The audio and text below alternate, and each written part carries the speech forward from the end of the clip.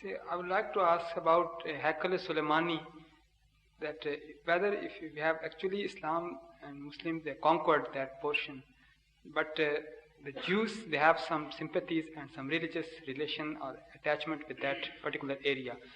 So, in my personal opinion, they must be allowed at least for worship or for whatever they want to that person.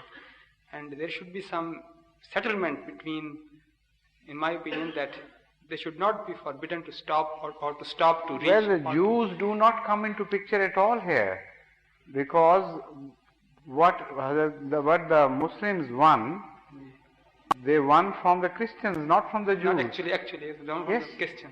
So they don't want it. So why should we give that up, that concession to them? They never demand it. But now what happened was that, as I mentioned earlier, it was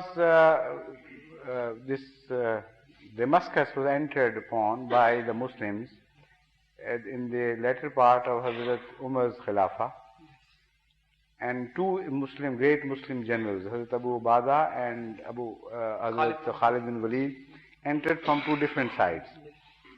Hazrat Khalid bin Walid, as you would expect, he entered and also used some force.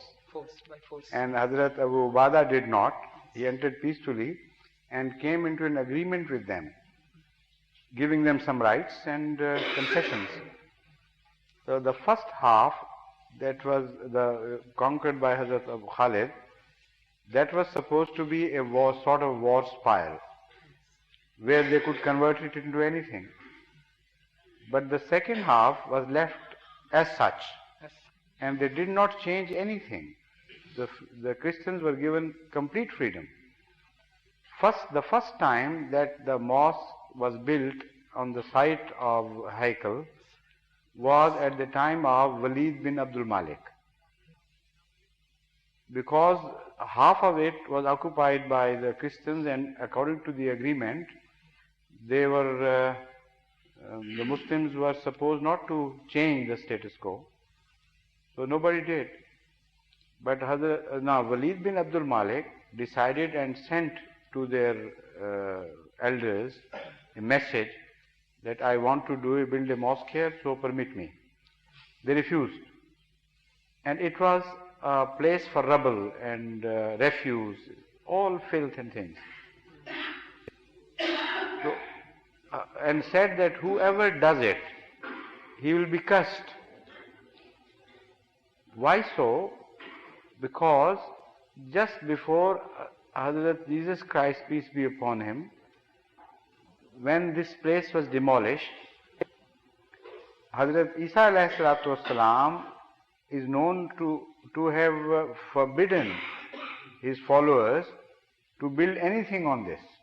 And he said when the time would come, those who are destined to build a place of worship, they would do it. But whoever builds a place of worship who is not destined, which is to be later on, he would be destroyed and annihilated. So that tradition continued till that time. So the Christians said that if you build anything on this, you will destroy yourself, the fate will destroy you. And Abdul Malik said, if that is the objection, then I am ready to face anything. So he took the first, he was the first to start actual building process by removing some rubble or laying a brick, I don't remember. But anyway, he was the first man who actually was employed as labor directly to start building a mosque. And that mosque is called Masjid Al-Aqsa of today. So that is outside the premises of Haikal-e-Suleimani. No, that is on the remains of Haikal-e-Suleimani.